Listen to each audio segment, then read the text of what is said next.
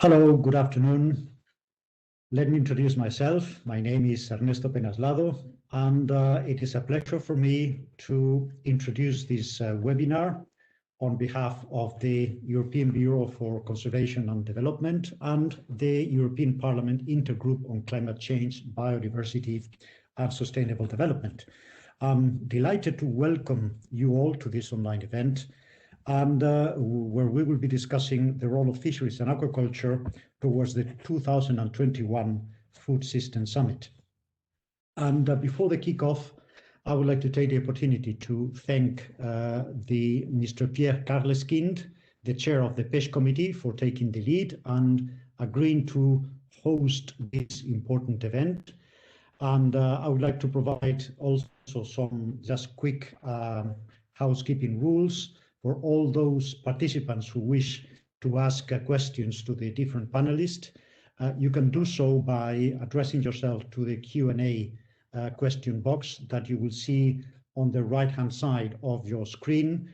And I would kindly ask you to send your question to whoever you want to address it or to all panelists. Having said this, time is very limited, so let's try to concentrate on our business. And it is a pleasure for me to introduce for the general introduction to this webinar to Mr. Pierre Karleskind, who is, as many of you know, the chair of the Parliament's Committee on Fisheries. And prior to joining the Parliament, Mr. Karleskind was also Vice President of a very fisheries-oriented region of Europe, such as Britain. Mr. Karleskind, the floor is yours. Thank you very much. The first thing I would like to tell you is to thank the Intergroup Climate Change, Biodiversity, Sustainable Development for organizing this event on something really important and something that really matters for us in the PECH committee in the European Parliament. This is the UN Food System Summit, and especially the role of fisheries and aquaculture. We want to show with this event that we are connected with the hot topics of the world, and that we want to provide a basis of reflection ahead of this worldwide event. We are gathering here key players of the industry, the scientists, NGO, policymakers, to discuss food systems and the role of fisheries and aquaculture that they can play and should play in these systems. I am particularly really pleased to host this event, and I would like to especially thank Mr. Serrão Santos for his presence here today. He's the Minister of the Sea in Portugal, and Portugal is right now the president, on the presidency of the European Union. This event echoes another event we organized in October last year on the FAO report, State of the World Fisheries and Aquaculture, with Mr. Barange, one of the speakers that we have today, and I am looking forward to listening. What are we talking about? The UN Food Systems Summit. With the UN Food Systems Summit ahead, we really have the possibility to think the link between what we eat and what we produce, as well as to think the way that all the stakeholders of the value chain interact. With a fast-growing world population, ensuring food resilience and food security has become a great concern and a top priority worldwide. Guaranteeing every human being access to healthy food is an absolute necessity. We need to produce more sustainably, to waste less, and to take actions to achieve more equality in food distribution. What are we talking about? Fisheries, aquaculture. They are contributors to the food resilience. Fishery and aquaculture sectors are for sure contributing to food resilience. For numerous communities around the world, they constitute the principal source of income. But fisheries and aquaculture products are source of high-quality proteins, which make them essential products for healthy diet. The objective of food resilience should go hand in hand with the objective of a sustainable management of fisheries and aquaculture. It is only through sustainability, that we will be able to tackle at the same time climate change, poverty, hunger and to achieve food resilience. That is why we have the UN Sustainable Development Goals that are setting transversal objectives that are interconnected.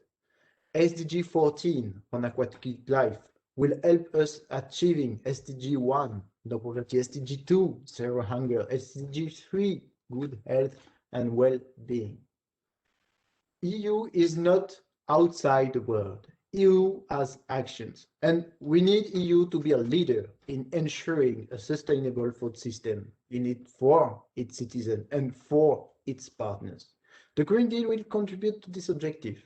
The Commission proposed the Farm to Fork strategy to make sure that every product being consumed in the EU market reaches the highest environmental, social, and sanitary standards in the world.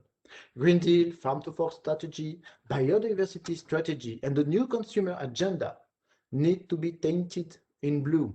We, in the European Union, need to acknowledge better and more the role of fisheries and agricultural sectors they can play to achieve sustainable and resilient food systems. The EU needs to show to the rest of the world that it is also with sustainable fisheries and aquaculture that we will fight hunger and ensure food resilience. Fighting IUU fishing in particular is a crucial way of saying to the rest of the world, we don't get our fish by stealing it from your seas. Let me conclude this introduction by saying simply that it is exactly via this kind of events that we contribute to shed the light on the role of fisheries and aquaculture, and we should carry on doing so. I'm looking forward to hearing all of our guests and their reflection on the contribution of the sector on the UN Food System Summit. Thank you, and I wish you the best webinar. Thank you very much. Thank you very much, Monsieur Karleskind. Let's move on quickly to our second speaker of the afternoon, and that is Mrs. Martina Fleckenstein. Martina is a Global Policy Manager for Food of WWF International, and she's dealing with the relations with member states and the civil society for Action Track 3, Boosting Nature Positive Production at Scale. Martina, the floor is yours. Thank you, and good afternoon to everybody in this call. I'm today with you in my role of being in the team of the UN Food System Summit Action Track 3. And I would like to give you a short update on the approach of the UN Food System Summit, and especially on the role of fishery and aquaculture in this discussion. Next, please.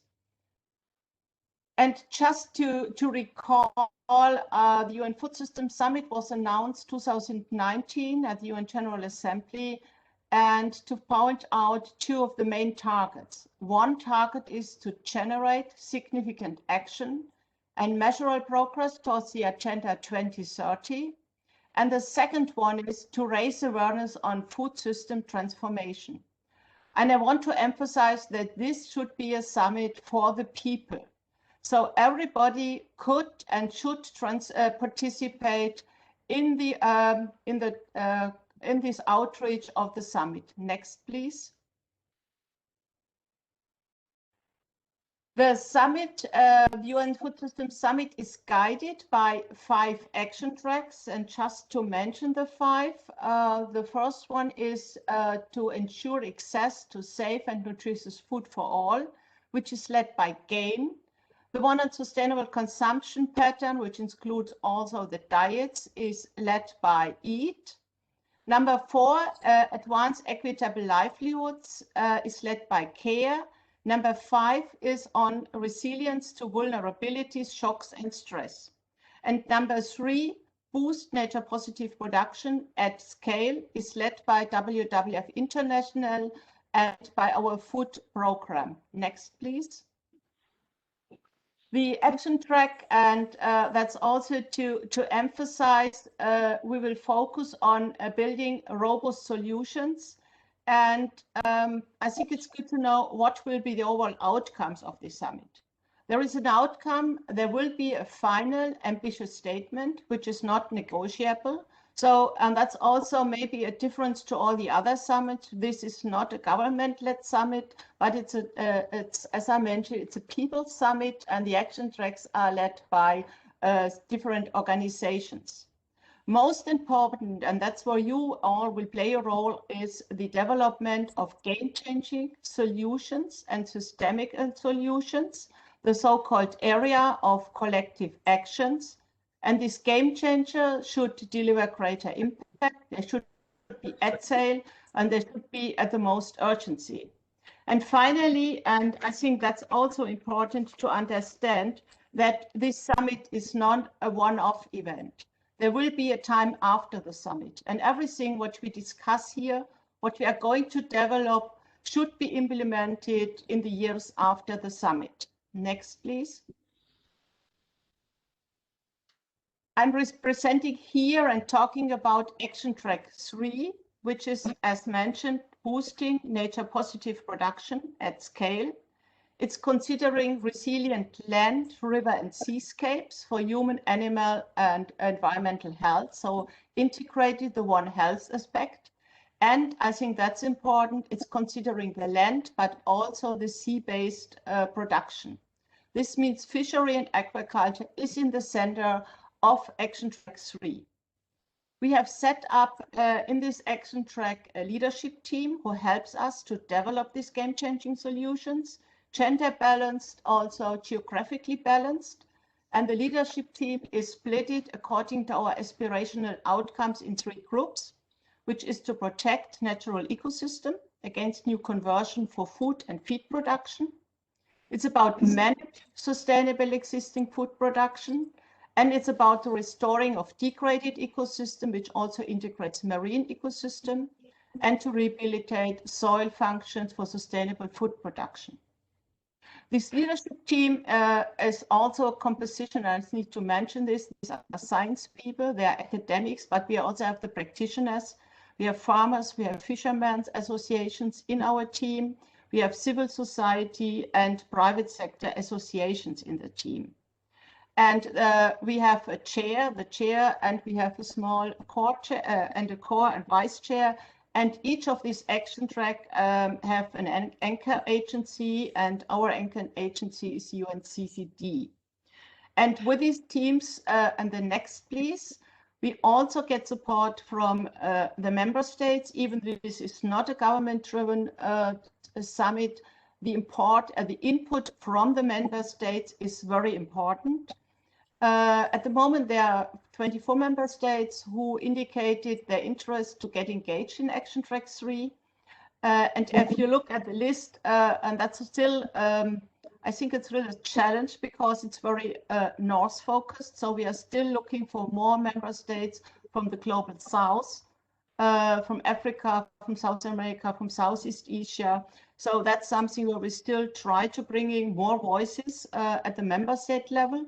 We have regular meetings with the member states every month. The next one will now be in April. So, and the member states also participated actively in submitting solutions on nature positive production. Next, please. Yeah, that's where we are. We started in November with surveys and also generating, asking for ideas, what means a food system transformation. And in total, across all the 5 action tracks, we have about 1,000 ideas. These ideas are coming from public forum, from online survey, from the food system dialogues, but also from the member states and the UN entities, and also from our Action Track leadership team. For Action Track 3, we had about 250 ideas, which we have tried to cluster, to focus, and we get out in Action Track 3 with 24 ideas now. But I want to mention that this idea generation is ongoing, and I would like to encourage those who are in this call and to think that you see gaps, you see you are not enough represented.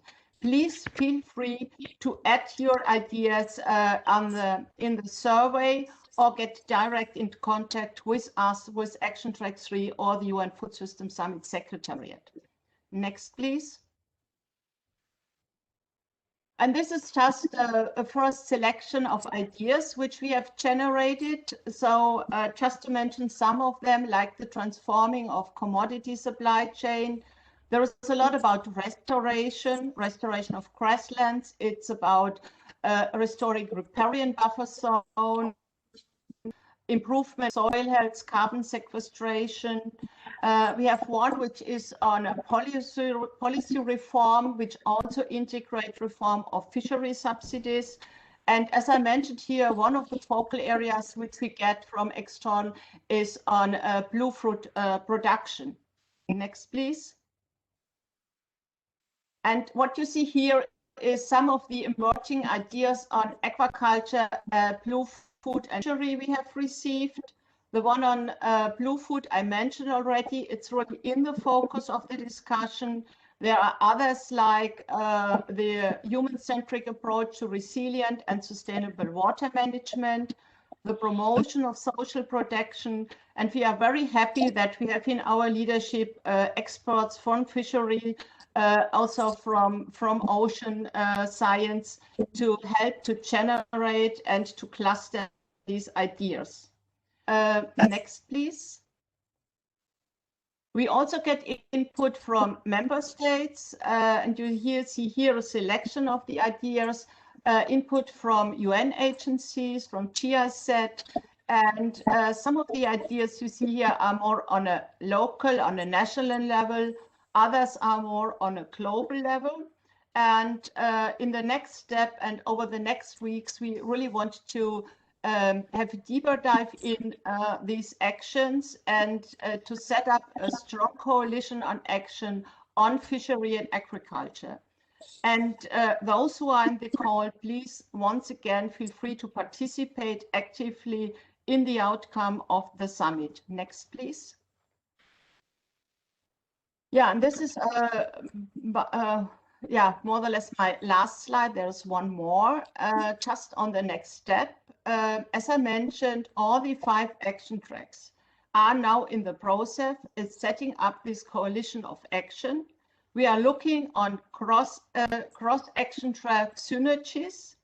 We want to set up a broad multi-stakeholder groups around this coalition of actions.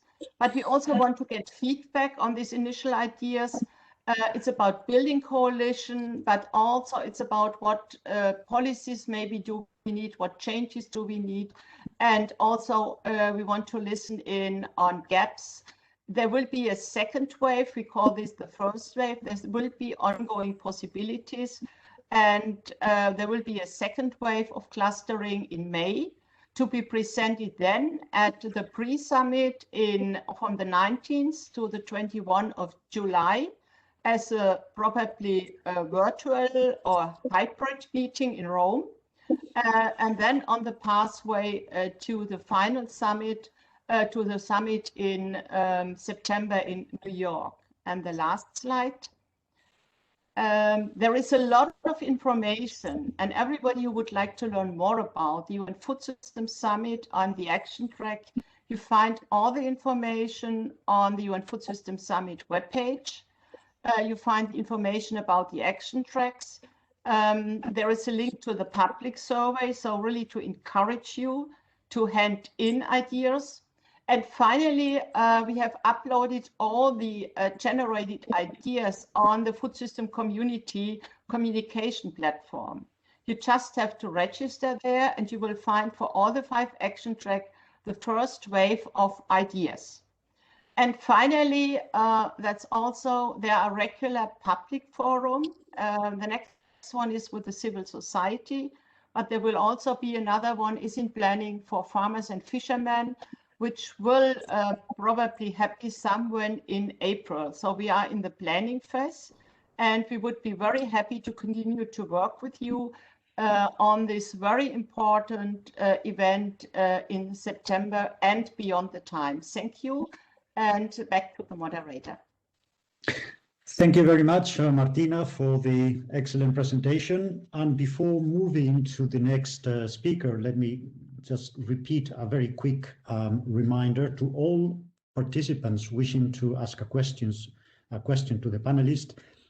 Please try to do so by using the box for questions and answers at the right-hand side of your screen, and try to do so by choosing the option to all panelists, because this will help us to better keep track of all the questions.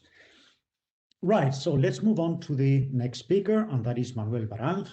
Manuel Barange is the Director of the Fisheries and Aquaculture Policy and Resources Division at the Food and Agriculture Organization. Dr. Barange holds a PhD in marine ecology, and his career has centered on climate and anthropogenic impacts of marine ecosystem. Manuel, the floor is yours. Thank you, Ernesto, and good afternoon, everybody. Mr. Karleskind, honorary members of the European Parliament. It is an honor to speak to you today in the role of fisheries and aquaculture in the UN Food System Summit, and particularly FAO's role in it. And I will start by sharing my screen, and which I hope you can see. Let me start by recalling that food is a basic human right. And unfortunately, 688 million people are undernourished today, and a number that has been growing over the last 5 years. And unless something is done, it will grow to 840 million people by 2030. The right to food is complex, includes the adequacy, the availability, the accessibility, and the sustainability of food. And thus goes beyond a simple calculation of a volume of production. However, I want to tell you a story recalling that according to the FAO, we need approximately 50% more food in 2030 than what we produce today. And this is why fish and fisheries play a significant role in terms of the summit. If you look at the pie on the screen, you see an incredible reality. The oceans cover 70% of the planet and yet produce less than 5% of our caloric intake. If there's one ecosystem on Earth where food production can expand in an efficient but sustainable manner, this is the aquatic ecosystem. Now, in fact, in recent decades, this has been increasingly recognized as the per capita consumption of fish has outpaced population growth and the consumption of other animal proteins, as the left panel in the figure shows. Thus, fish has been already a very net contributor to the nutrition improvements observed in the last 50 years.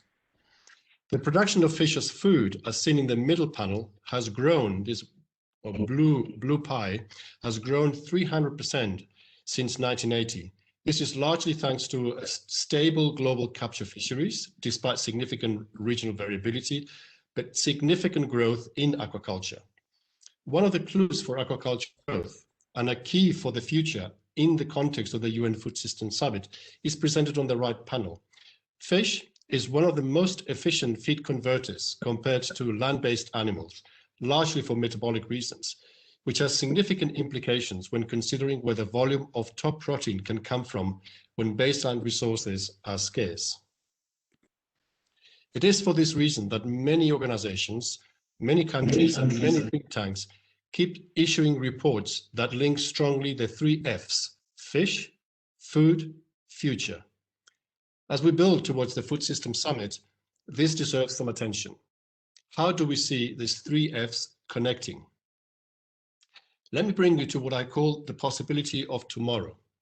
Now, in the FAO, we not only monitor production and consumption trends, but we also estimate potential growth based on a number of assumptions of management effectiveness, of climate change, of development of aquaculture, and on the environmental impacts of food production. The work that I'm showing you here is of the press, in fact, is appearing in this recently released UN Nutrition Report on aquatic foods and diets. In this report, we present a number of growth scenarios for the fisheries and aquaculture sector, bookended by a high road and a low road scenarios for each subsector. The high road may result in over 300 million tons of fish products by 2050, with the low road just around 200 million tons.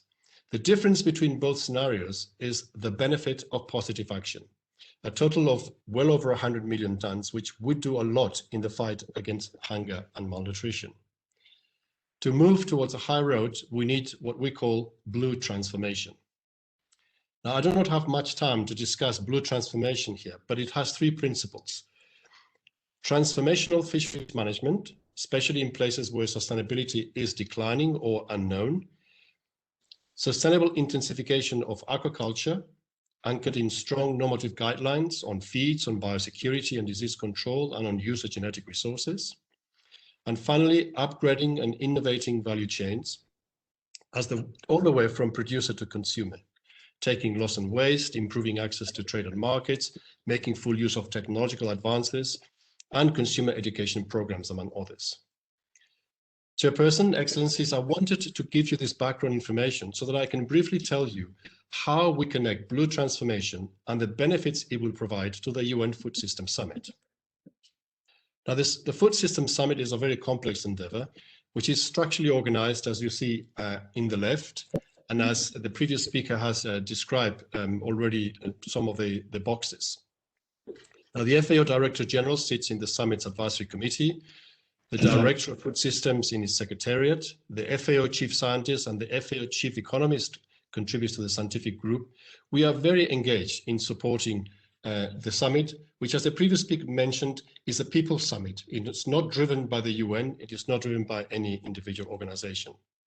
But for this talk, I'm going to focus on two crucial parts of the summit structure: the action tracks, already mentioned by the previous speaker, and the food systems dialogues. Now, as has been mentioned, there are 5 action tracks, each consisting of a team that identifies and works to operationalize game-changing solutions in each of these topics. By design, the UN agencies are not part of these teams, but we have identified FAO Fisheries and Aquaculture focal points for each one of these action tracks, and we are delivering to them key messages and factual information to these tracks to assist them in their work. We are also making ourselves available to them for advice and support and for discussion of any of the solutions if they would like that technical support. I can say from the limited information that I have been shared is that the blue foods are fairly poorly represented in the action tracks, and thus in the preliminary solutions identified. This we need to rectify, and we still have time to do so. Now, our approach to rectifying this includes the key messages and solutions that I mentioned, but also the development of new evidence. We do that through the Sophia report, which, as Mr. Karleskind mentioned, we presented to you at a previous webinar, and the UN Nutrition Report I mentioned early on. But let me highlight another such specific example recently conducted through the Blue Food Assessment Initiative. This exercise consisted on using the high road scenario that I mentioned early on and combine it with production and consumption trends from other animal protein sources, and throughout obtain quantitative estimates of how fish production rises will affect things like per capita consumption of fish or micronutrient deficiency country by country. This is work currently under review for Nature, and we will bring this unique evidence to bear to the action tracks and to the scientific group supporting the summit. The FAO is also working at the political level, of course, and the recent meeting of the FAO Committee on Fisheries endorsed a carefully negotiated declaration for sustainable fisheries and aquaculture, calling for fish to be better reflected in the food security and nutrition strategies of countries, and to encourage the consumption of fish, aquatic plants, and their products derived from sustainable fisheries and aquaculture. We expect these strong signals to influence the outcomes of the Food System Summit, as they are country-level commitments offered at a UN-level forum.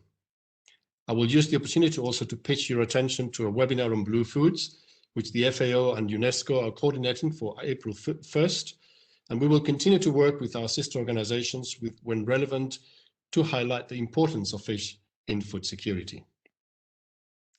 Finally, the summit expects a number of global, member state-led and independent-led dialogues in the build-up and in the follow-up to the summit. I have to say that of the almost 200 dialogues so far proposed, there's only one that I could see that is blue foods focused and addresses seaweeds only. Again, this needs to change, and we are ready for it. We are ready to work with member states and member state organizations to develop dialogues that promote the role of fish in food security and nutrition, particularly through the member state-led dialogues. We cannot miss this opportunity, but I reiterate that the UN agencies are not in the driver's seat of the action tracks by design, and thus require the initiative of members to make the most of what we can offer. I use this platform to invite the European Parliament and the European member states to ensure the opportunity is not missed. Finally, I will finish reminding you all that 2022 is the International Year of Artisanal Fisheries and Aquaculture. The summit and its outcomes could be a springboard to the events of IAFA 2022, which will have significant food security and livelihood security components. And with that, thank you very much, Chairperson. I will now unshare my screen.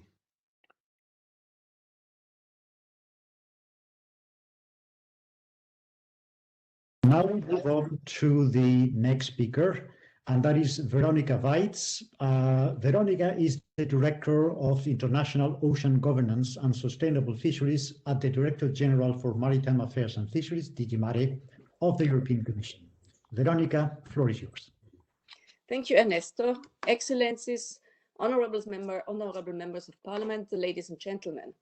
It's also for me a great pleasure to be here today with you to discuss the role of fisheries in aquaculture in the perspective of the 2021 UN Food Systems Summit. The number of people affected by hunger globally is on the rise since 2014, and malnutrition in all its forms continues to be a challenge. If trends of the last decade continue, projections show that the world is not on track to achieve zero hunger by 2030, and most indicators are not on track to meet global nutrition targets. Looking at the European Union, 33 million people cannot afford a quality meal every second day, and food assistance is essential part of the population, is essential for a part of the population in many member states. At the same time, about 20% of the food produced is wasted, and obesity is rising. Over half of the adult population are now overweight, contributing to a high prevalence of diet-related diseases and related healthcare costs. In parallel, biodiversity is declining, ocean and land are increasingly degraded, and climate change has adverse impacts on food production and livelihoods. And on top, the COVID pandemic is putting the resilience of our food systems to a test with a crisis of quite unprecedented scale, thus multiplying food and nutrition insecurity in Europe and in the world. So to say the current situation is not that bright. The 2030 Sustainable Development Agenda requests countries to eliminate all forms of malnutrition by ensuring that sufficient quantities of safe, nutritious and affordable food are available to all. It also requires countries to achieve this while creating growth and employment opportunities, sustaining biodiversity and the natural resource environment, and adapting to the growing pressures of climate change. That's an ambitious agenda, and to succeed, we all must work to transform the way we produce, consume, and think about food. The United Nations Food Systems Summit therefore provides a unique opportunity to forge a common agenda for action and effective measures to increase the accessibility and affordability of safe, sustainable, and healthy food for all, and to empower consumers to make informed choices. Within the European Union, we have already a transformational agenda. The Commission presented last year the so-called Farm to Fork strategy to pave the way for sustainable food systems within and outside the European Union. It does so by recognizing the links between healthy people, healthy societies, and a healthy planet, by proposing to build a green recovery to reconceive our food systems and to make them sustainable and resilient. The Farm to Fork strategy widely acknowledges the importance of food from the oceans, the importance of blue food, as it is named now. Food from sustainable fisheries and aquaculture tends to produce less greenhouse gas, and overall uses less water and other resources than meat and dairy products. Marine aquaculture reduces the use of land, which could be dedicated to reforestation or wildlife habitats. Some forms of aquaculture production also offer important ecosystem services and contribute to climate change mitigation and adaptation. Looking at fisheries, I think we can be proud that most of the fisheries in the European Union are sustainable, notably in the Northeast Atlantic. This shows that the common fisheries policy has the right target and tools to reach sustainability. And it shows also that efforts in the past are paying off for both fish stocks, but also for the profitability of the fleet. But we need to continue our efforts to bring to and maintain fish stocks at sustainable levels, in particular in the Mediterranean. We need to continue to reduce food waste through discarding. We need to minimize the impact on the marine environment. We need to have better data as basis for scientific advice and better compliance. Our new fund, which has been endorsed already, will support all the transformations needed in that respect. But not only the way we fish is important to ensure sustainable fish food. The Farm to Fork strategy also aims at reducing the pollution of the ocean from the land. And to this end, it announced 2 targets that should have a positive impact on water quality and consequently on fish stocks, namely the reduction of the use of pesticides and fertilizers. And my last point on fisheries, we intend also to scale up the fight against food fraud. And to this end, the proposed revision of the European Union's fisheries control system includes an enhanced traceability system and a stronger use of digital tools. But it's also clear that wild capture fish is not enough to provide all the blue food we need. Sustainable aquaculture is becoming essential to meet the growing demand for seafood products. To accelerate its development, the next European Maritime Fisheries and Aquaculture Fund will strengthen support for sustainable seafood farming. In addition, the Commission will adopt, after Easter, new strategic guidelines for the sustainable development of European Union aquaculture. And those guidelines will provide guidance to increase the sector's sustainability and competitiveness. And as you have seen in the previous presentation, this is also, the guidelines are also the Commission contribution to Action Track 3. In the context of aquaculture, we will also make efforts for the development of algae production as an alternative source of feed and food. Algae farming can also help absorb additional carbon emissions as well as nutrients from agriculture and fish farms. On aquaculture production, we have announced 2 aspirational targets by 2030. They concern, on the one hand, the reduction of sales of antimicrobials for aquaculture by 50% to diminish antimicrobial resistance. And on the other hand, the achievement of a significant increase of organic aquaculture production. This week, the Commission will adopt an action plan on organic farming, which covers also fish farming.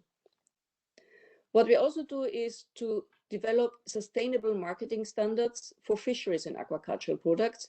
And we are also developing sustainable food labeling framework that should cover the nutritional, climate, environmental, and social aspects of food products.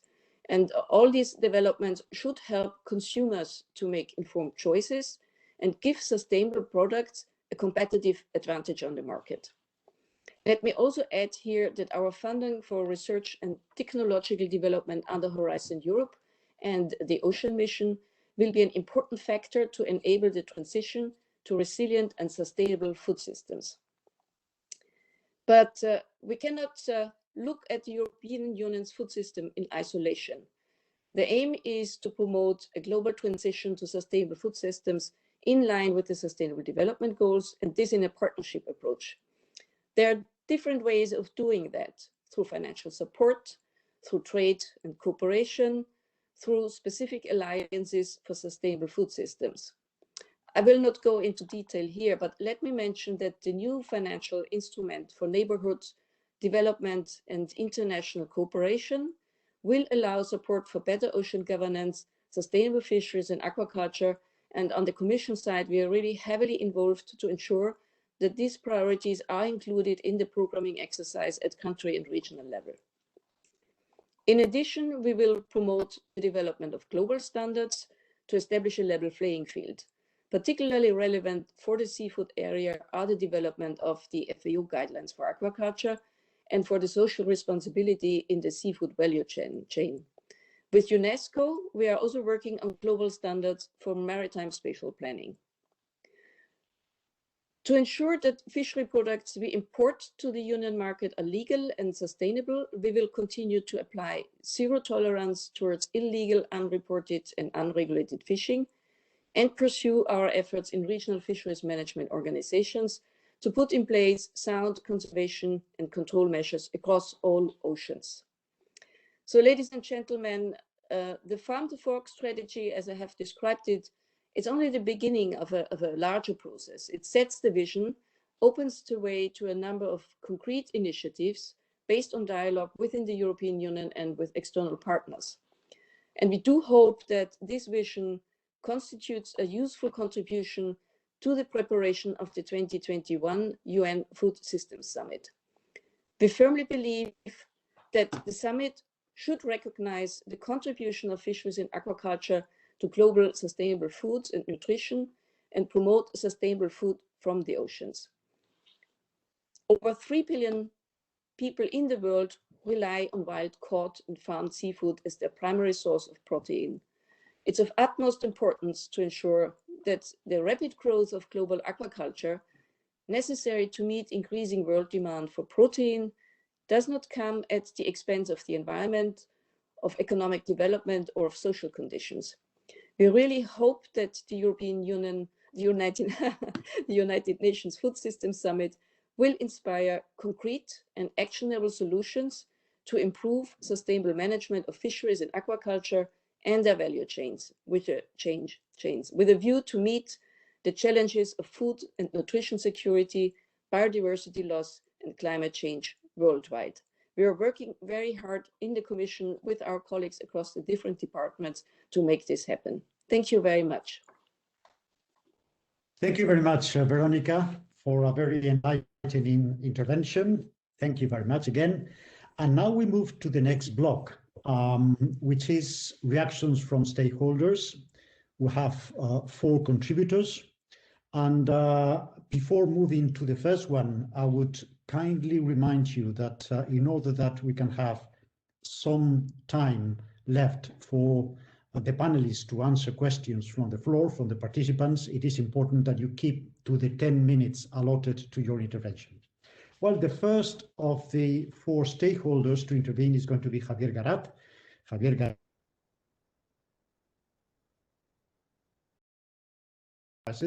in the European Union, and he's also Secretary General of the Pesca, the Spanish Fishing Confederation. Javier, the floor is yours. Thank you very much, Ernesto, and thank you very much for the invitation to be here today and to talk on behalf of Europesh. I would like to start with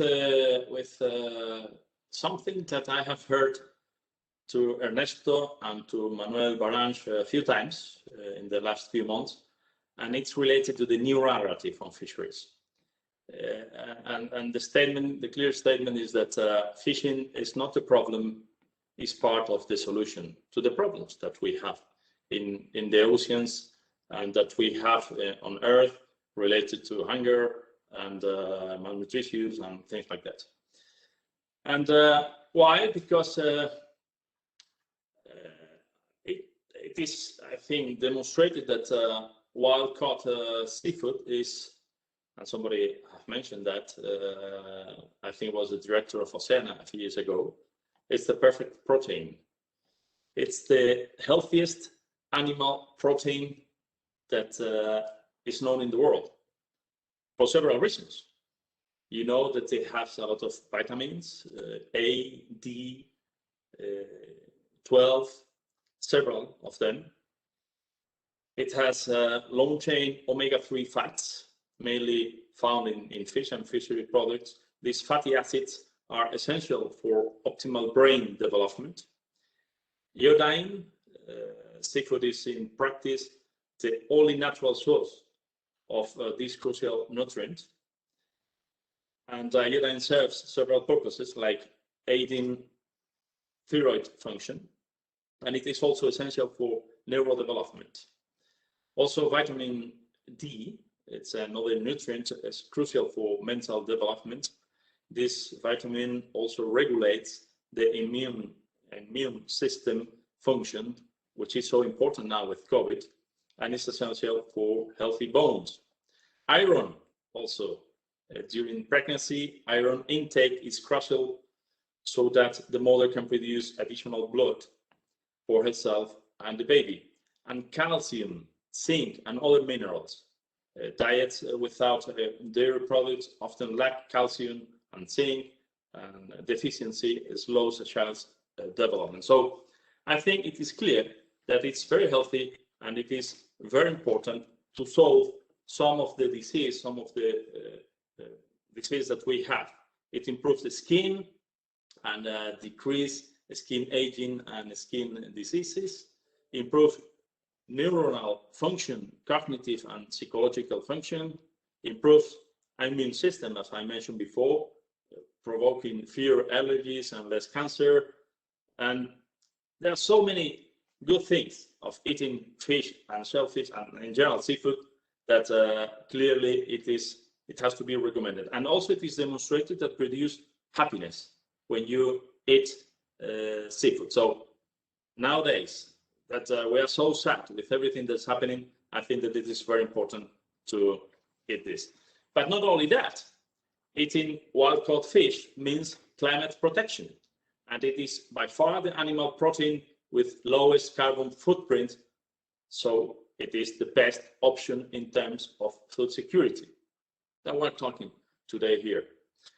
And we have seen that how in the European Union in the last years, if we compare the levels in the 90s with the levels that we have today of CO2 emissions,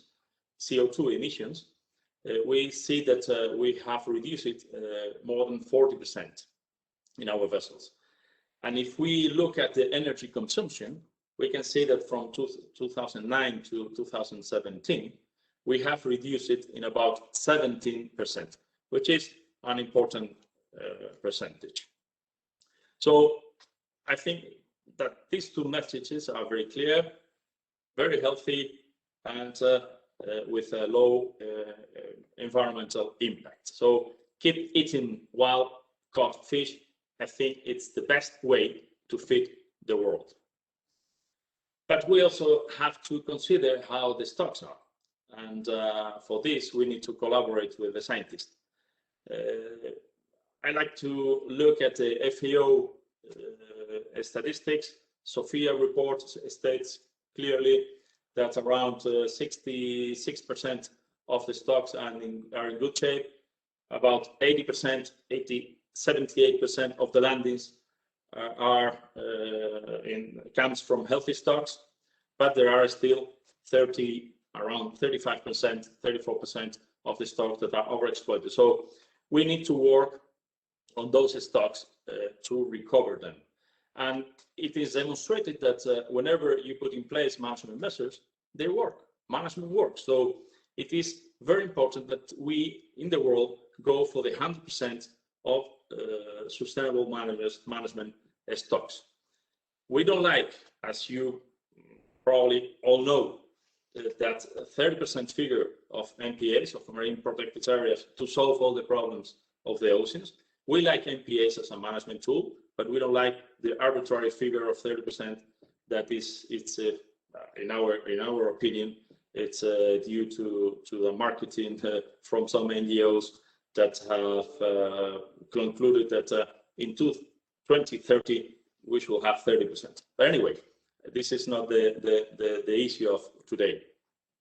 But if we look at the stocks in the European Union, we can see, as Veronica mentioned, that we have improved a lot the stocks, the state of the stocks in the European Union, in the North Atlantic, in the Northeast Atlantic, in spite of the fact that some NGOs are criticizing all the time the situation there. But I don't know, I don't understand why.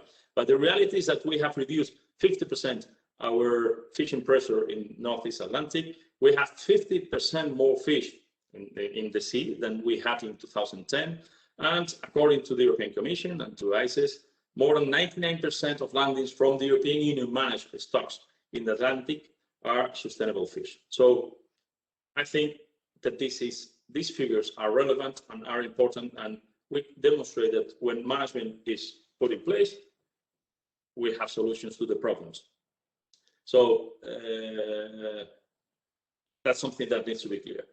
Another message, I think important message, is that we need a clear balance between biodiversity conservation, because we need it, the sustainable use of the natural resources, because we need to feed the world, as the previous speakers were saying, and food security.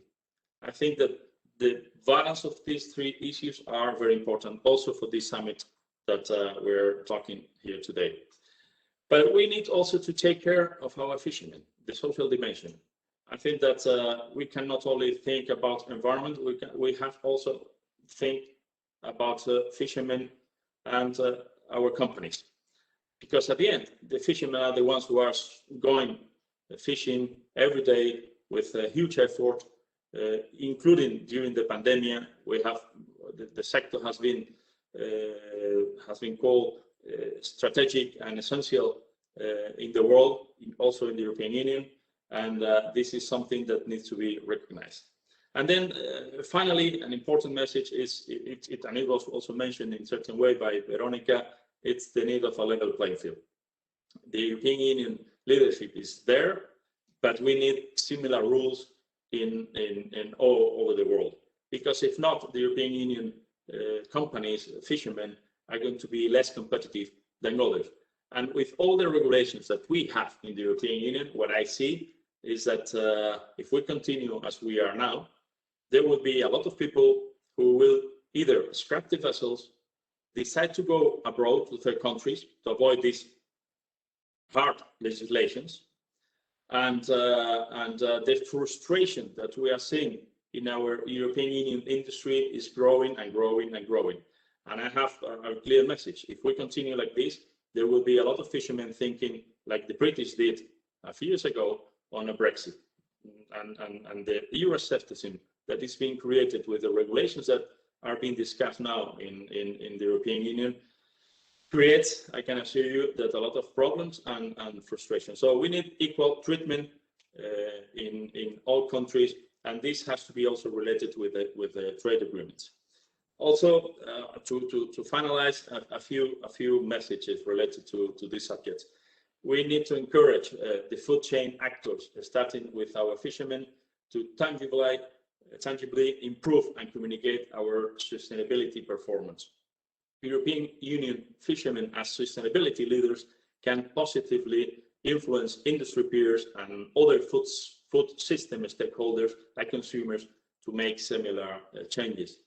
And also to shift food business culture towards sustainability whilst guaranteeing fair and transparent competition, provide clarity and build additional trust among all food system actors, which I think it's very important, increase the credibility, visibility and recognition of the fisherman's role, and finally, to promote front-runner solutions with blockchain, with conventional 198 standard, with the reduction of greenhouse emissions, etc. So these are my main messages, and I'm ready to cover the questions and answers. Thank you, Ernesto. And we move quickly to our next speaker, and that's another Javier. Javier Ojeda is the Secretary General of the Federation of European Aquaculture Producers, and he's also the head of APROMAR, Spain's Marine Aquaculture Producers. Javier, the floor is yours. Thank you very much, Ernesto. I'm honored to be able to express the views of the FEAP today here in this important webinar. So here we are to consider the role of EU aquaculture and capture fisheries for a sustainable and resilient European food system. We all agree that we must adapt to current challenges and meet the United Nations Sustainable Development Goals for our people, for the planet, and for prosperity. However, when these goals are discussed in the EU, that fortunately we are a wealthy part of the world, decision makers and policymakers and many other have certain tendency to focus on environmental objectives and shore a little those objectives, those social objectives that seem more or less accomplished up to a certain degree in our continent. This is a collective journey, and if the EU wants to reach the Sustainable Development Goals, now in the EU embedded in the Green Deal, we also need to prove the world that we can improve the way that we produce and that we consume food, as we've already heard several times today. But this can only be reached if we are realistic and we leave no one behind.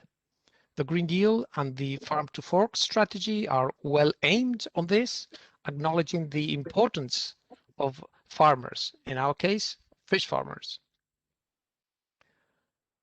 And also considering that we should not expect importing from third countries food that would not be allowed to be produced in any certain way in the EU territory.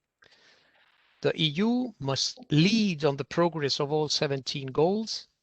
We can do it, of course, but as for today, let me tell you that the EU is leaving its primary producers behind, its farmers, and sending the wrong message to the world. And this is clearly the case in aquaculture. Farmed finfish, and I say finfish to make it clear that they are fin fish, the ones I'm discussing, has to be, so farming of finfish has to be encouraged and not undervalued or demonized as it is currently suffering in the EU. May I have my next slide, Regine, please? Thank you. Both marine and freshwater farm fish, just like capture fishery that my colleague Javier Garat has just mentioned, are an excellent food with lots of fantastic nutrients, perfect food. Couldn't design it any better. They can have the farm fish in our case have a very low carbon footprint also, and the lowest in any type of compared to land-based livestock production. They are also very efficient animals in converting their food into flesh. I was mentioned before by Manuel Barange. They are in aquaculture, finfish aquaculture in the EU is impeccable from an environmental point of view and produced under the most stringent legal framework in the world. Furthermore, farm finfish sustain important cultural and social and gastronomical values. For all these reasons, farmed finfish are appreciated by EU consumers and will continue to be demanded in the near future. I don't know, in 200 years, things might change. I don't think so, but it could be. But sustainable finfish will continue to be wanted and eaten by EU citizens by 2030 and by 2050 for the very good reasons that I have just mentioned. Next slide, please. The consumption of aquatic food products, called seafood in general, but aquatic food products, is important in the EU. It's a market of 12.5 million tons in 2018. But the EU has an important dependency on imported fish. Self-sufficiency is well below 40%. Aquaculture was expected to cover this gap, to reduce this trade gap. But unfortunately, the situation is the opposite, and the gap is growing. In this slide that I brought here for you, you can see for year 1990, 2000, 2010, and 2018, production of farmed finfish in different countries. 1990, the EU 27 was well above those other countries, Vietnam, Egypt, Norway, Chile. By year 2000, more or less the same quantities. By 2010, clearly the EU started falling behind. And in 2018, we are clearly going down in comparison with the others. Obviously, I've left China out because it would be outside of the graph, and I've left other very interesting countries for aquaculture like Turkey. So the situation in the EU is for finfish aquaculture is the one you can see. The reasons for this situation are perfectly defined by the European Commission in its 2013 guidelines on sustainable aquaculture: excess of red tape and unreachable licenses to produce. But now we are seeing that in many occasions in the EU, we are sending the opposite message in many reports. Just to give an example, in the Starfish Mission Board 2030, Restore Our Ocean and Waters, in which it states that EU aquaculture production practices are unsustainable and that we need new technologies, new cultivation methods, and lower trophic level species, algae and mollusks. Let me challenge you by saying that current finfish farming practices in the EU are not unsustainable. These practices can still improve, of course, certainly, but not much more without choking the industry to death and providing really no extra environmental benefits. So let me tell you that by all measures, our finfish production practices in the EU are sustainable, and that our technologies, cultivation methods, and currently farmed species are the best we can have. May I have the next slide, please? So let me say that many... Hello? Regine? Can I have the next slide? Well, okay, I'll continue. That we're sending, many decision makers are sending the wrong message around Europe. Algae are very important, but will not replace finfish by 2030 or 2050 in consumer preferences for many reasons. Shellfish are excellent, and my colleague Bruno will speak of them right now. They are very good food and they should be further promoted, but they will not replace finfish. Finfish are the livestock food of the future, and they have to be farmed. Rainbow trout, sea bass, sea bream, Atlantic salmon, meager, or turbots are the species that we do now and that we will continue doing in the future. New ones might come, but these ones are perfectly fine. If we discourage farming finfish in the EU, all that will happen will be that those same fish will be imported, as we are already seeing today. Next slide, please, Regine.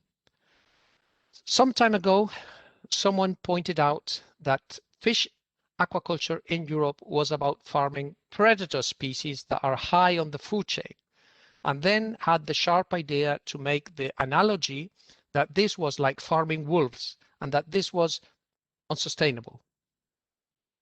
They stated that in the waters, like on land, we should be farming sheep or their equivalents.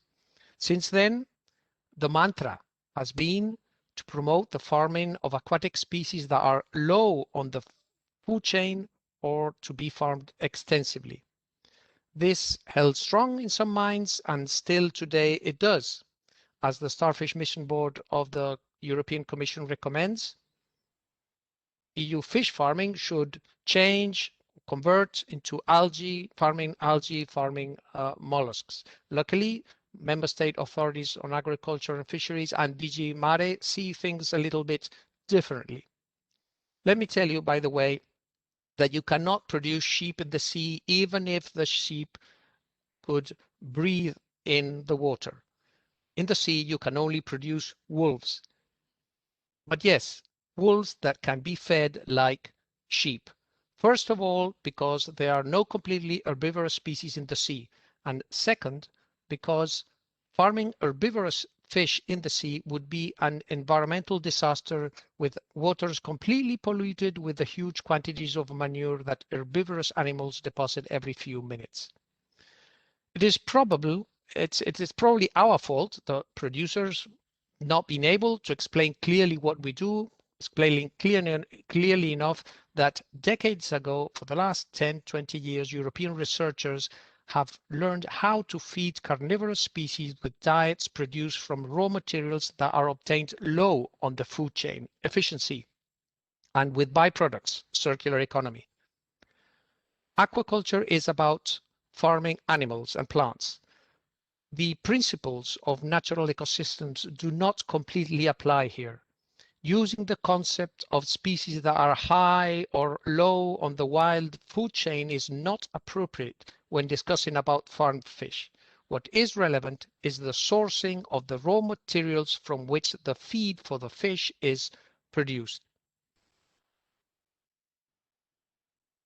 The intensification of sustainable food production that Manuel Baranje mentioned before that should be encouraged is a path to do more with less. It's a path to better use of space. It's the path to better use of water and natural resources. You engage in circular economy, provide food safety, you take care of animal welfare, and at the same time, you have a competitive industry. We must all learn from the most recent science in European research projects like Future EU Aqua or New Tech Aqua, two excellent projects dealing with this. Let's make the EU a front runner in farmed finfish production with a competitive edge for a sustainable and resilient food system able to contribute to the EU Green Recovery Agenda and tackle and adapt to current challenges. Let's do it. The environment and the climate will appreciate it. Thank you very much.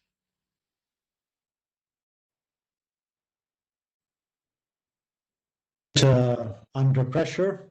So I think that we'll have to move very quickly to the next intervention, and that is by Bruno Guillaumy.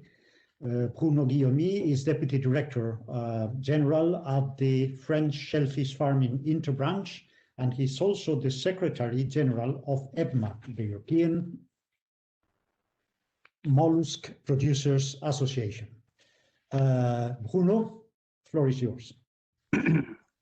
Thank you, Ernesto, and thank you for the invitation and the opportunity for shellfish farmers to give their views on the food system of tomorrow. So I'm going to try sharing my presentation first. So, as you said, I will talk about on behalf of the CNC today. CNC is a National Committee on Shellfish Farming, and as you said, is an interbranch which gather about 160,000 members from the producers, the operators and dispatchers, the wholesalers, and all the point of sales, fishmongers, restaurants, and supermarkets. So it does represent the whole value chain, as mentioned by a previous speaker. I will focus on the first segment of the production. We have in France about 4,000 farmers using more or less 6,000 vessels and annexes, and producing in the 2029 45,000 tons of products for a turnover of 500 million euros, and representing more or less 9,000 full-time jobs. So, but all of that is made, despite what the people can think, in a very small area of the coastal waters, because we are just you see on the map the red points are the location of the farms, and this is representing less than 1% of the public domain of the coastal waters in until the first nautical mile after the baseline, and so it does represent only 0.25% of the territorial sea, the 12 nautical miles as classical. So it's very not very important part of the coastal area that is occupied by the production shellfish farmers. And in this production in 2018 is made essentially in France by oysters and then mussels. clams and cockles doesn't represent big production. So our vision is to develop this activity and to turn back to a production by two, occupying more space to do that, because we are a little bit extensive activities, so we need more space to produce a little bit more. And what are the good facts for shellfish? Shellfish, you shall know, is made 100% natural in the nature, no, zero feed and zero medicines. And at the production level, we are carbon neutral because the shell is sequestrating carbon, of course, and there is we are representing our products do represent a nitrogen sink because of the process of denitrification. So products are very good, as it has been said before, because for the nutrition of people, it is one of the lowest caloric food. It contains high level of phosphorus, copper, calcium, zinc, selenium, and iron, and a very high level of vitamin B. And finally, for the health, as it has been said also previously, high level of omega-3, poor in cholesterol, and poor in salt. So raw shellfish is a very tasty and affordable products made of scallops, oysters, mussels, clams, and so on, just for your pleasure. And if you see what is very used in France, a Nutri-Score, which indicates the global result for the consumer of food, cooked raw mussels have the best Nutri-Score. It is the rank A.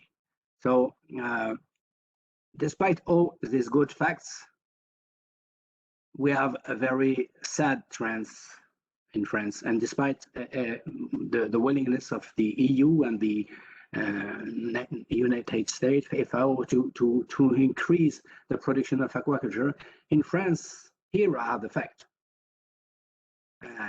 In the last 2 decades, we decreased the number of farmers from 7,000 to 4,000, and we have a reduction of the surface that we are occupying.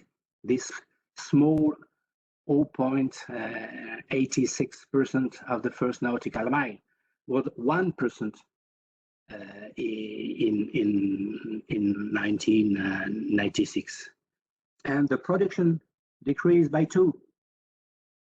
So we are not in the situation to produce more. Why?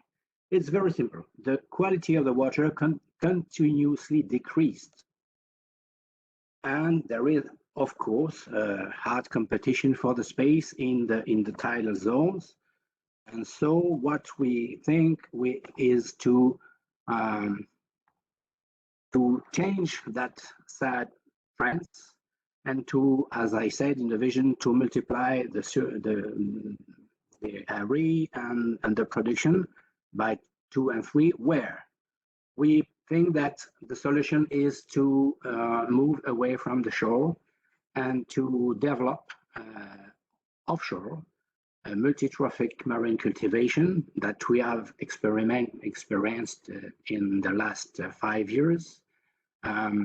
So the idea is to do that in co-activity with wind farming, because we are exploring with the compatibility of our systems. So oyster in lantern, algae long lines, mussel droppers, and scallops containers can be on the same location or very near location, combined together to produce more shellfish and to contribute to the decrease of the reduction of the greenhouse gases, because it has been demonstrated by an excellent publication, very recent, from Kim and all, that the footprint of shellfish combined to plant and some other products is globally the same than the vegan diet footprint.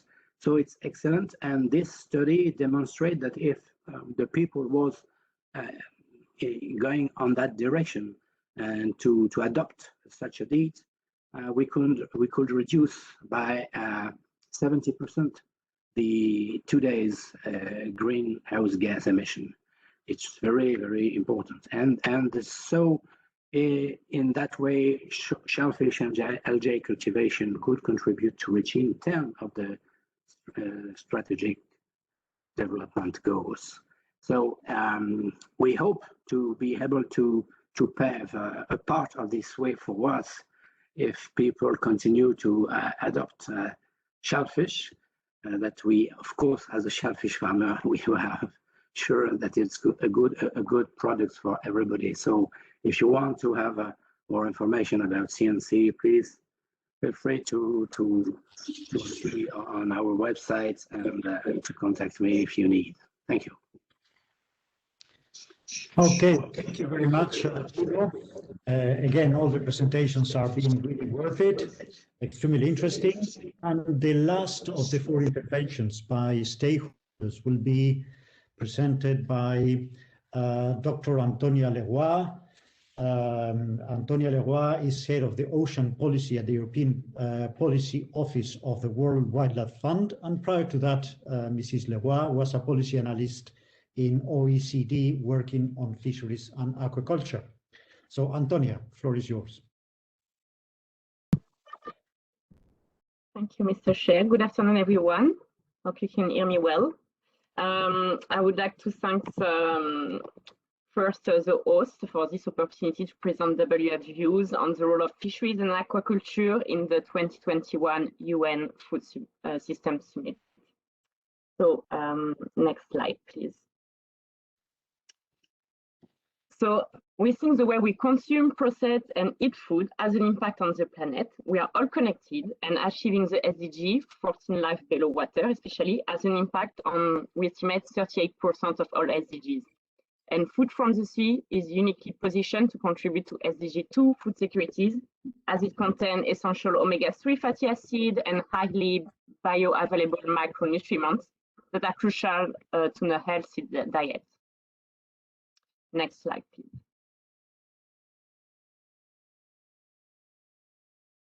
Next slide, possible. Thank you. So having a global vision to sustainable fisheries and aquaculture entails a global vision of our ocean health. And currently we need to make more effort to meet the SDG targets. Blue food contributes to nutritional security and is a source of micronutrients, as I said, so it's important to have sustainable fisheries. Next slide, please. However, there's still some challenges as we enter the important food-related discussion for 2021. Contradictory prediction about blue food muddies the waters. This includes the potential for a 7-fold increase in productivity, as highlighted in the Future of Food from the Sea Blue Paper, versus a predicted 40% drop in productivity in some tropical fisheries due to climate change. One area of stark clarity, let's say, is the majority of stock that are meaningfully assessed are being unsustainably exported still.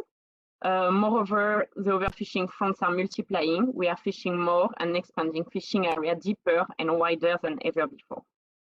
This prediction points to potential winner and loser as well in a global scale. So to ensure that the opportunity from blue food are realized in a sustainable, just and inclusive way, we have identified 6 blue food priority issues for the year ahead. So the first one, next slide, please. So the level, so it's a level playing field by removing harmful subsidies. So this is the first solution, because we see that heavily subsidized fishing fleets distort markets and create a barrier to entry for coastal economies looking to leverage their coastal assets for sustainable development.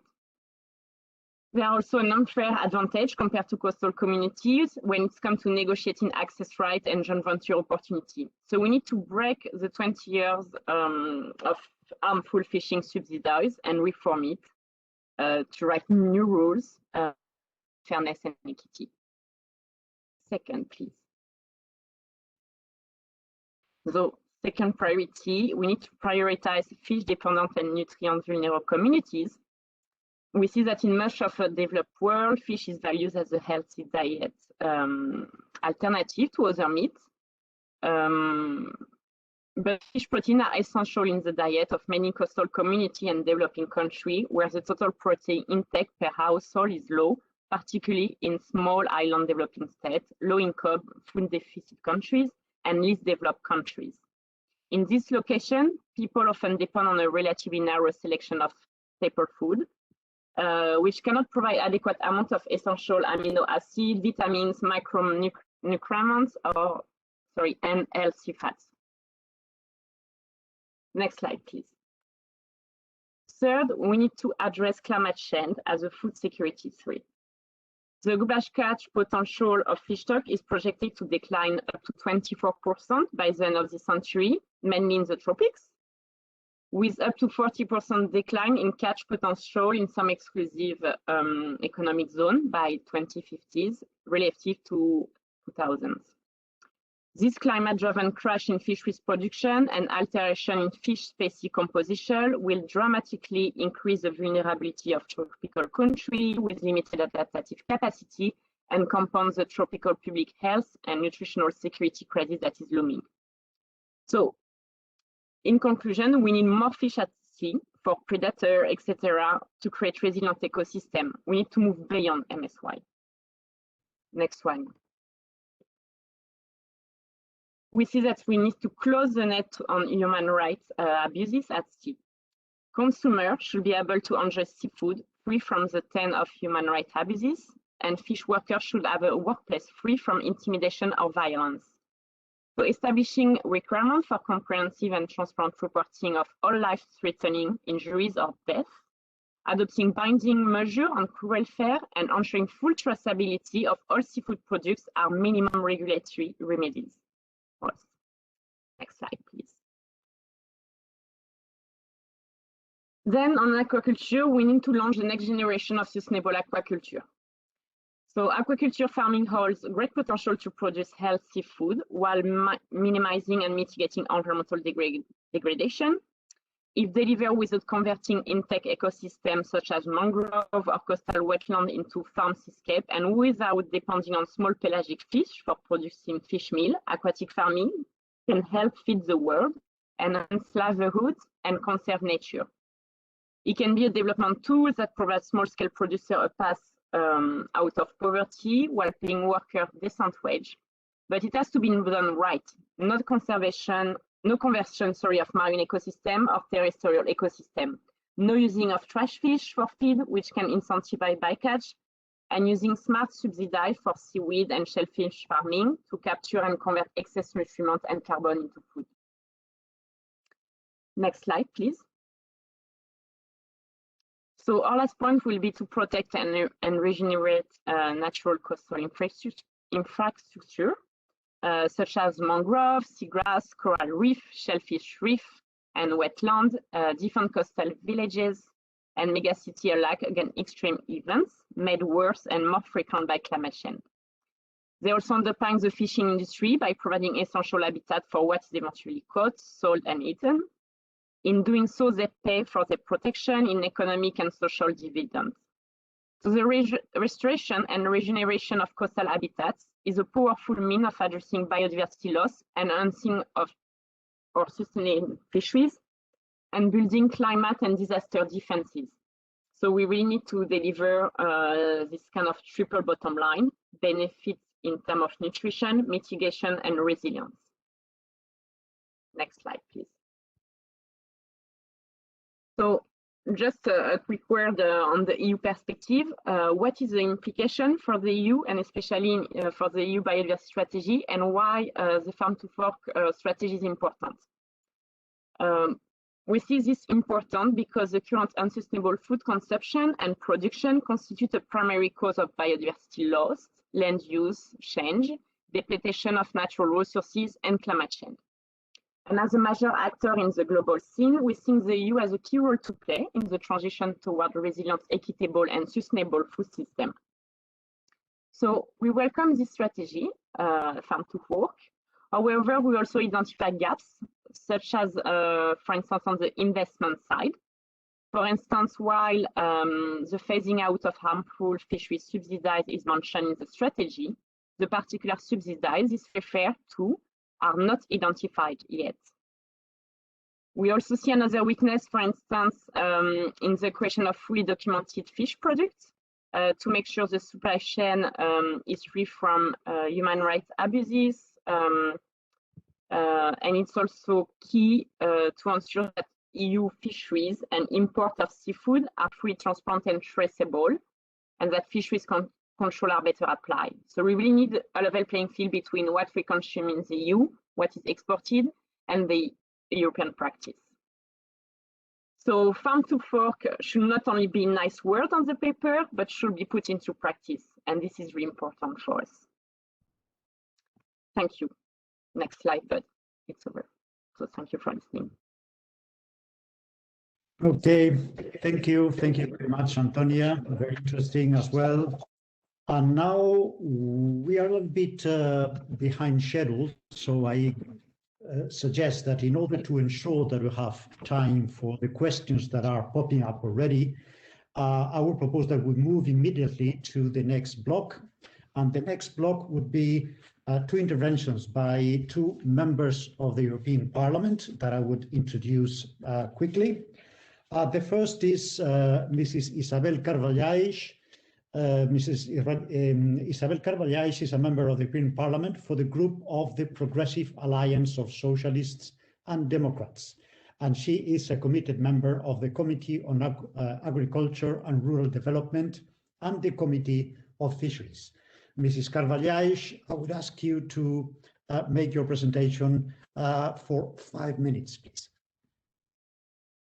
Thank you very much, Ernesto. I would like to start by thanking the Intergroup on Climate Change, Biodiversity and Sustainable Development, and my colleague Pierre Karleskind, the chair of the Committee on Fisheries, for the kind invitation to participate in this very important debate that sets also the tone for further discussions towards the UN Food Summit. Let me say also a special word to my compatriot and friend, Ricardo Serrão Santos, Minister of Maritime Affairs of Portugal, for his most distinguished and well-known contribution and dedication to this area for many years now. I wish also to thank to all the speakers for their most insightful presentations, as well as to the stakeholders here present for their reactions that enrich this discussion greatly. And I have to say that I have learned a lot during this afternoon, and indeed only through open and constructive discussions between all can we afford to build positive actions that will enable to improve the food system in more sustainable and resilient ways. Concerns and debates on the sustainability of food systems are, as we know, at the top of the European agenda. Sustainability with environmental, social and economic dimensions in mind cannot fail to include the right of all people to a healthy, balanced diet based on food produced within the ecological limits of the planet. In parallel, a balanced and sustainable food system cannot fail to include the fundamental contribution of fisheries and aquaculture products that we are talking about. We live in a kind of paradox with abundance and availability of food on one hand, and on the other hand, in European Union, more than 100 million Europeans who live below the poverty line with difficulties to have access to affordable food on a regular basis. Side by side with scarcity, there is a world of plenty, of overconsumption, of waste, of stress caused by the need to manage the multiplicity of options and available choices. So there is also the world where there is an estimated 20% of the total food produced that is simply lost or wasted every year in Europe, with households being the biggest contributors to this situation. And perhaps because many of us live in the world of plenty, many get the impression that food security and supply is not a European problem, and that European society has no reason to fear the possibility of facing problems in its food supply in the future. Today, food systems, as we have heard today, are global, and it takes simply a look at Europe to realize its big dependence on food products of all kinds. The European Union, the world's largest single market, depends heavily on imported fish and aquaculture products, importing about 60% of its needs. In this way, food security and supply cannot be assessed by simply comparing European Union with other parts of the world. Food systems must be seen in all their social and territorial dimensions, with particular attention to the socially vulnerable groups or small coastal communities and regions. When we look only at the macro level, we lose sight of the fact that an important segment of the population that does not have food and nutritional security corresponds to something like 33 million people in the European Union that cannot afford one quality meal every other day. I fear that with the current pandemic, these numbers have even have got worsened considerably. So perhaps we're not even talking about 33 million, but more. And according to the global FAO data, a healthy and diversified diet has a cost almost 5 times higher than a diet that only satisfies caloric needs. A reality that intensifies the inability of an important part of the population to access food of greater nutritional value, with consequences on their quality of life and health, creating a vicious circle of reinforcement of disadvantages and vulnerabilities throughout life and generations. Of course, we must break this circle, guaranteeing universal and affordable access to a balanced and healthy diet, including fisheries and aquaculture products, as one of the most important and sustainable sources of food. So this action will have to go through public policies that improve the availability, accessibility, and acceptability of healthy foods to everyone, in particular for the most vulnerable groups in our society. The farm to fork strategy, and I'm almost finishing, I don't like to go beyond the time that I'm given. The farm to fork strategy brought to European policy an integrated vision of action in regard to food policy, to which is added the biodiversity strategy, 2 pillars of the implementation of the Green Deal. And strategies that define, as we know, a high level of ambition for our environmental and climate action, which are necessary and urgent to face the challenges that lie ahead. But unfortunately, as I have said before, both strategies take little account of the importance and contribution that fishery and aquaculture products have to the global food system, a fact that we in the European Parliament have been underlying and trying to revert. Just to conclude, I truly believe that the UN Food Systems Summit will be a unique opportunity for us to work together on the implementation of the human right to adequate food, with fisheries and aquaculture playing a most relevant role in building a functional, inclusive, sustainable, and resilient food system for all. And that's what I would like to share with you this afternoon. And thank you so much for the invitation and the opportunity to listen to you all. Thank you. Back to you, Ernesto. Thank you very much, Isabel, for such a enlightening intervention. And now we move to the next speaker, who's also another member of the European Parliament, Mr. Petros Kokkalis. He is a member of the European United Left and a member of the Committee on the Environment and Public Health and Food Safety, but he's also a member of the PESH Committee. Mr. Kokkalis, the floor is yours. Thank you very much.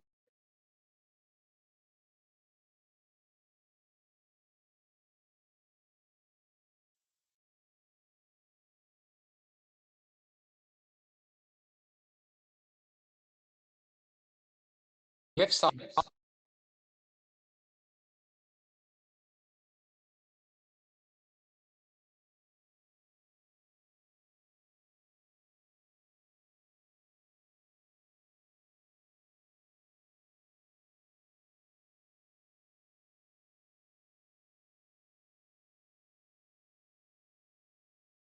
Hello, it's Elias from the Secretariat of the Intergroup. Mr. Kokkalis, unfortunately, we cannot hear you. Perhaps your microphone is muted? Could that be the case? Because we cannot hear you, unfortunately.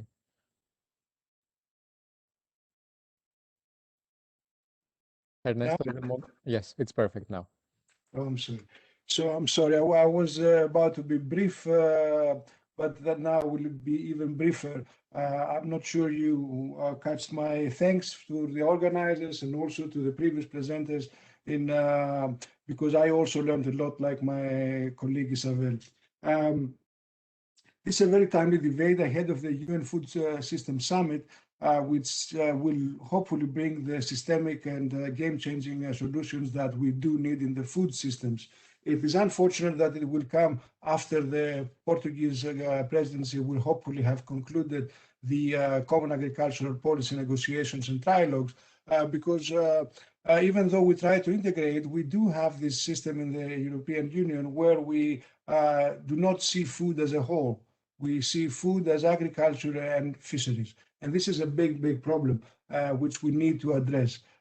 This is clear and evident in the farm to fork strategies and to the biodiversity strategies, because it may be so that reducing fertilizers and pesticides and antibiotics in farming on the land will result in cleaner water, but doesn't say anything about using antibiotics in fish farming. So I would ask you to look into the opinion of the PESH committee in the farm to fork, which is very interesting and asks for a farm to fork and sea to fork strategy, which I think is extremely relevant.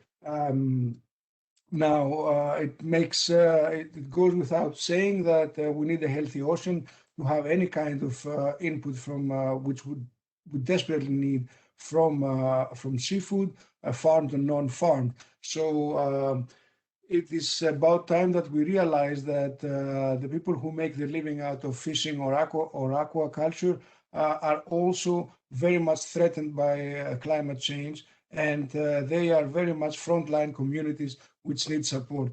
So we need to think of the aquatic, the marine food system as, or our food production system as in need of investment in adaptation urgently. And I'm very much excited to hear about the next generation aquaculture, because it is true that the one ecosystem that we can actually develop and do more with less is the marine ecosystem. Now, there are a million problems there, but as the Green Deal shows, it's time to integrate different policies from different policy areas, from farming to fishing, all the way to finance and energy, and really take this transition challenge head on. The European Union must be a leader and is a leader, and will have to integrate its high grade of respect for human rights and biodiversity laws into its international agreements, international leadership. So going forward to the UN Food Summit, I think that it is extremely grateful, extremely happy that we're going to have the EU strategy on sustainable aquaculture as our participation, and we expect to see it as soon as possible and as sustainable and fruitful as possible. Thank you very much for the opportunity to learn so much, and I'm looking forward to the next speakers. Thank you very much, Mr. Kokkalis, and also thank you for being so brief and so to the point. And now let's move to the next speaker. And the next speaker is Mr. Ricardo Serrao Santos, who's Minister of Maritime Affairs of Portugal. And he also holds now the presidency of the Council of Ministers. Mr. Serrao Santos is a researcher on marine biodiversity and ocean ecosystems, but he was also, importantly, a member of the PESH and other committees of the European Parliament. And if I may, before introducing him, just express a strictly personal note, I keep excellent memories of the interventions of Mr. Serrao Santos in the European Parliament during my time as an active Commission official. So, Mr. Serrao Santos, welcome, and the floor is yours. Thank you very much, Ernest. It's a pleasure to see you. And let me start by greeting the intergroup on climate change, biodiversity and sustainable development, and of course ABCD, and my dearest friend Despina Simons. I was lucky to meet Despina yesterday in Brussels. I promised to be in time. The flight was in time, and here I am. I could not fail, in fact, my first participation in a workshop of this intergroup. This is my first participation since I left the European Parliament, and in such an important thematic, which is the United Nations Food Systems Summit, an extremely important United Nations global initiative for the future of humankind. Unfortunately, I failed the first three interventions from the member of the European Parliament, Pierre Karleskind, Martina Fleckenstein, and from Manuel Barange, but I believe that Pierre has left, but let me greet both Martina and Manuel. I didn't have the opportunity to see you, but eventually, in the end, we may put all the cameras on. Let me also greet Veronica Vates, Javier Gara, another friend that I had the opportunity to meet in person since the pandemic began here in the ministry some time ago, or one month ago, I think. To greet Javier Ojeda, to greet Guillaume, Antonio Leroy, and Ernest. Is really a great pleasure to see you leading this discussion. And last but not least, my dearest members of the European Parliament, Elisabeth Carvalhais and Petros Kokkalis. Excuse me, so many compliments, but I cannot leave aside Ilias Grampe and Regina Roncusi from ABCD. Okay, ensuring food for exponentially growing human population is a civilizational obligation. It is inconceivable that 821 million people, 11% of the world population, are actually starving and suffering of malnutrition. Hungry people in societies hardly can contribute to and feel part of a secure and sustainable world. Famine disturbs and threatens education, health, economy, human rights, peace, and security. And this is probably the biggest challenge the humanity is facing. Since the Millennium Development Agenda, and throughout the two United Agendas for Sustainable Development, ending hunger and ending poverty are the two first goals. I hope sincerely that the Food Systems Summit will continue motivating action toward the full implementation of these two first goals of the Sustainable Development United Nations 2030 Agenda. But while we have so many people suffering and dying from hunger, the world took another dangerous pathway that was already referred here today. And after 30 years of these agendas of development and sustainable development with hunger and poverty still persisting, the world developed a new threat. The number of overweight and obese people that overcome the number of underweight or malnourished in the world. There is nowadays more people dying of non-communicable diseases related with bad diets than from hunger. This portionate world, in fact. And Javier Gara brought forward a set of information concerning the healthy priorities of food from the sea. And if we have more people eating food from the sea, eventually we would have less people with diabetes, obese-related diseases, cardiopathies, and so on. The relevance of fisheries and aquaculture sector was shown here today, and the importance for the global food system is unequivocal, even if this is not completely recognized in many related documents. Nevertheless, there are some initiatives that are putting the subject on the agenda, like this one, and the Blue Food Science for Sustainable Future by Ocean Decade virtual series to be held next 1st of April. Seafood is an important food source for 3.3 billion people, and fisheries, aquaculture, and seafood processing support the livelihood of around 60 million people, according to the formation of FAO. Seafood is an important commodity, and international trade is steadily increasing. The exact measure of it is given by FAO. Eventually, Manuel brought this issue and deeply. I don't know. I was not. There's one of the interventions I failed. Nevertheless, the long-term contribution of fisheries for feeding the world depends on their sustainability and the sustainability of the ecosystems.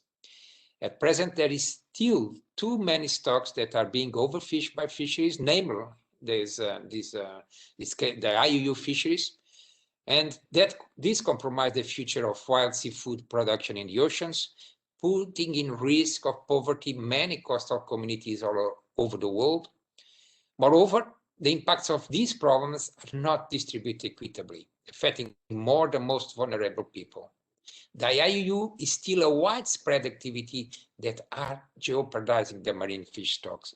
I remember that when I revised this the last time, there was around 8 billion euros lost in IUU fisheries for only for Africa, African countries. At the same time, we are fishing less per unit effort, further offshore and deeper in the oceanic waters and over the bottoms, not accompanied by an increasing of total fish landings. Presently, coastal aquaculture produces as much as fisheries, and it is perceived as an alternative to yield a great portion of the aquatic protein the world is claiming. However, some aquaculture practices are mainly producing freshwater seafood in Asian countries, but also the most common marine fishes, salmon, sea bream, and bass, need to improve to comply with ecological standards needed. Eutrophication, contamination with antibiotics, hormones, and other chemicals, exploitation of huge amounts of wild resources for feed to transform in food, degradation of coastal habitats, competition for space that were referred here by Bruno, I believe, and are the impacts of today's, are still impacts on today's aquaculture. But positive signs and reforms are also around since some time and even decade. We learned that fisheries that are well managed, based on scientific advice and knowledge, and that are good examples, can be ecologically and are ecologically sustainably producing more fish and supporting fair livelihoods of fishermen and coastal communities. Increasing surveillance and control techniques and increasing the strength of the data are allowing enforcement of management policies and scrutinizing IUU fisheries. And the IUU fisheries still is, in fact, the devil. Aquaculture in industries is also become more sustainable and correcting past mistakes, adopting engineering innovations, sensing technologies for monitoring, biological tech solutions for feeding, disease control and remediation, and are moving offshore to nature-based solutions It's also an important change in this, such as target species diversification, multi-trophic and low-trophic bivalves production that don't need food, and sustainable feed resources. Many food systems are fragile, but we should keep pursuing a sustainable, profitable, and competitive fishing and aquaculture initiatives in line with the Sustainable Development Goals and the policies under the umbrella of the Green Deal, such as the farm to fork that both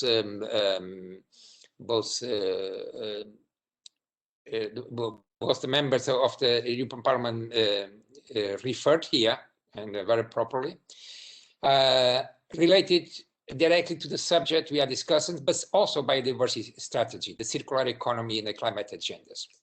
To contribute to a sustainable fisheries and aquaculture industry, to promote a safe quality of seafood products, to fight seafood commercial chain from production to consumption is an important objective of the Portuguese presidency of the European Union.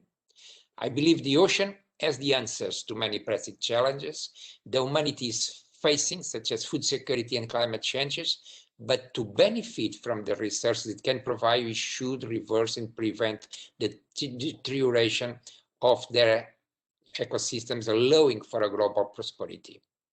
The EU is a keyword to say, as a keyword to say towards the progress of sustainable development goals, while leading for an supporting initiatives and investment in sustainable food production. The future seafood systems should be based on blue circular economy, clean technologies, blue biotech, ocean knowledge and literacy, while protecting the marine environment. This is still more urgent after the tremendous economic, social, and environmental harm caused by the COVID-19 pandemic that is also responsible for us not being together today in presence. I totally support the vision of the Food System Summit, find smart solutions within the boundaries of the ecosystems, deliver guidance and support, raise awareness, engagement, partnerships, and cooperation to generate concrete actions involving global organizations to governments, geopolitics blocks to local communities and citizens toward a sustainable, transparent, and inclusive reform of the food system to build a fair and more sustainable world. The food from the farm to fork strategy has to be enhanced in terms of this use of food from the sea. Thank you very much. I will continue here around to follow up till the end. Thank you, Ernesto. It is a great, great pleasure to see you, even if at distance. Okay, thank you very much, Ricardo, and a real pleasure to see you and to listen to your political message, which is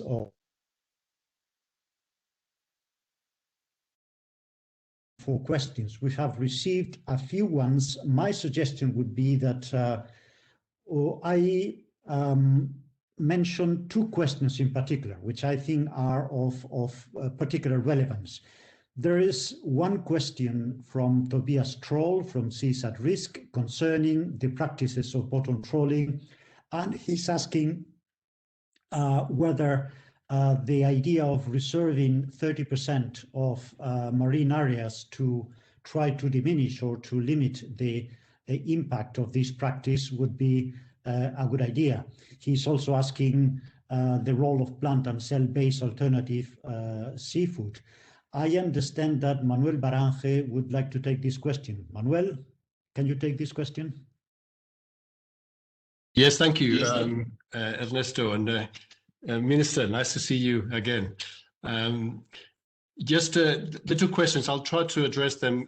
There's so many information in those two questions. I'll try to be brief. First, on the issues of diet, there is one very clear relationship in the world that is between economic development and protein consumption. As countries develop and become more economically powerful, they tend to consume more protein. Now, that means that diets change. And in FAO, we don't tell people what to eat. What we do is tell the consequences of what they eat. That is our role, is not to tell people what to do. Now, it is important to understand that all food production systems have biodiversity impacts. They have significant biodiversity impacts. Fishing has biodiversity impacts, just like agriculture, no matter how green and how organic you have it, has significant environmental and biodiversity impacts. However, it's perhaps good to note that according to the International Union for Conservation of Nature, IUCN, there's only one marine fish species that has gone extinct in the last 500 years, and that is not because of fishing, it was because of climate change, one species in the Galapagos Islands. So the impacts of biodiversity from fishing are really not so much in terms of extinctions, is about the changing of the food web and the changing of ecosystems, just like agriculture changes the biodiversity of fields. With respect to the issue of overfishing and extractive practices, I think it's important to know that, as FAO has said for a very long time, 1 in 3 fish species is overfished, but that means that 2 out of 3 are not. And we have to recognize that as well. Management is what makes, what reverses that. And we have been calling for significant management. Management works. In places where management is being implemented, stocks are recovering and biomass is recovering. So for example, in the US, you will be surprised to know that only 7% of the fish stocks monitored are subject to overfishing. So when management is implemented, things recover. When it comes to the closed areas and MPAs and bottom trawling, well, I think that first, one has to recognize that in bottom trawling is subject to significant constraints in many places. So again, with the example of the US, 76% of the exclusive economic zone of the US is close to trawling. And even in the Mediterranean, one of the regions where we're struggling the most in terms of reversing sustainability, there's 1.8 million square kilometers of Mediterranean that are close to trawling. So management is also about managing gear and about managing impact. The issue of the 30% is that it is very random. There is no scientific evidence that 30% will make a difference compared to 25% or 20% or 35%. Is a target that has no substance, and for that reason, it is difficult to support it. Protection is part of management, and management is what we support. By the way, there's a reference there to a paper on the impact of bottom trawling for climate change, a paper that appeared in Nature, and there's a citation from the Guardian newspaper. I have to say, when I saw that paper, I was extremely disappointed because it is subject to incredible incorrect assumption. It is activist science, and it is incredibly frustrating.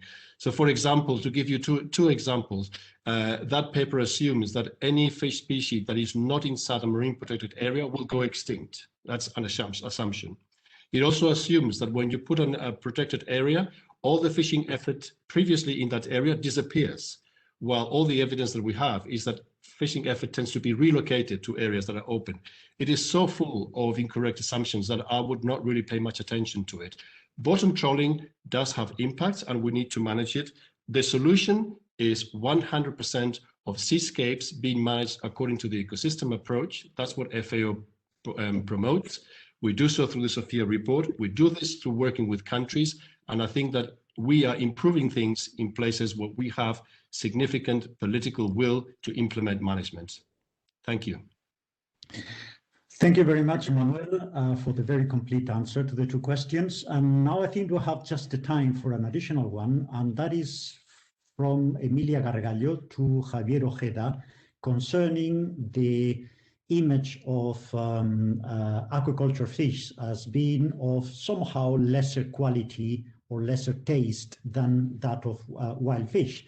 And Mrs. Gargallo wants to know from Javier Ojeda, what is it that we can do to try to fill this gap and to try to give the aquaculture a better image? It's just a question of a public campaign, or what other mean we can use to try to solve that problem? All we need is more communication. Farm fish are as tasty as captured fish, and obviously both are excellent and much nicer than land-based animal protein. So it's a matter of explaining it, having consumers know when they are buying farm fish and when they are cooking farm fish, and they will know about their values.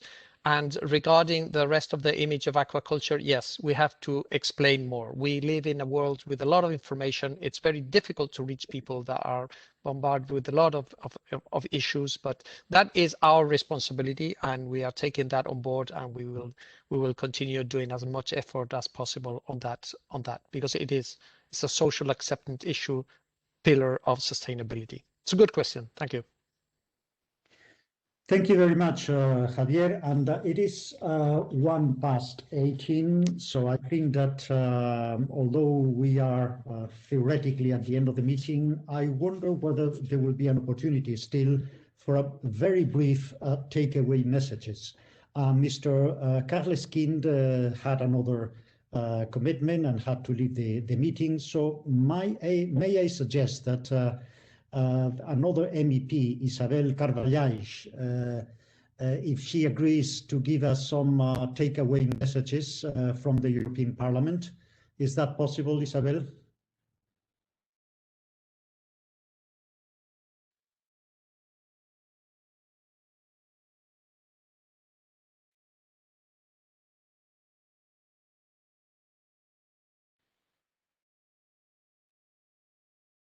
I think this is not the case.